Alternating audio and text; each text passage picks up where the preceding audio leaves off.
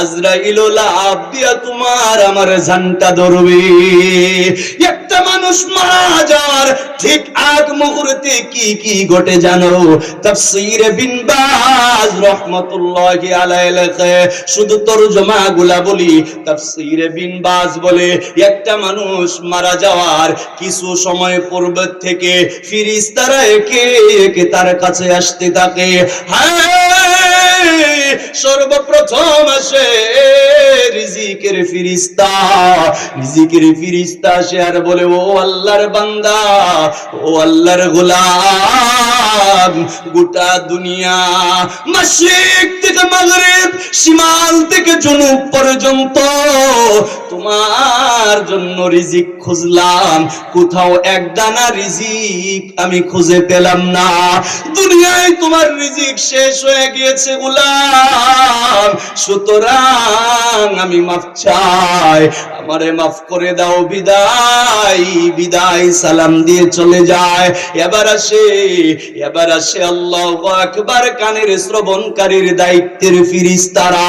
এরা এসে বলে, গোটা পৃথিবীতে এতটুকু পরিমাণ শ্রবণের অক্সিজেন খুঁজে পেলাম না, যেই শ্রবণের অক্সিজেন দিয়ে তোমার কানের শ্রবণ শক্তি জিন্দা রাখবো। ও গোলাম মাফ চাই, বিদায়। শ্রবণের ফেরেশতাও বিদায় নিল, রিজিকের ফেরেশতাও বিদায় নিল, দৃষ্টির ফেরেশতারা চলে আসে, দৃষ্টি শক্তির ফেরেশতারাও একই কথা বলে চলে যায়। সর্বশেষ শ্বাস প্রশ্বাসের ফেরেশতা আসে, এদিকে খেয়াল, এদিকে খেয়াল, এদিকে খেয়াল, মনোযোগ মনোযোগ। শ্বাস প্রশ্বাসের ফেরেশতা গুলা আইসা তারাও বলে, বান্দা,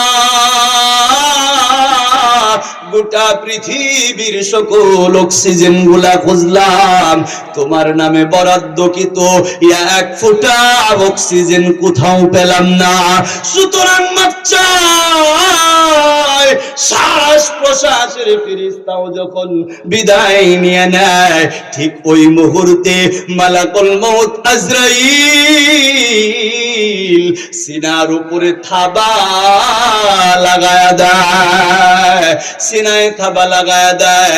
আখারে কলিজাটা টান দিয়া সিরিয়া তোমার আমার রূহটা বাহির করিয়া আসমানের দিকে দৌড়।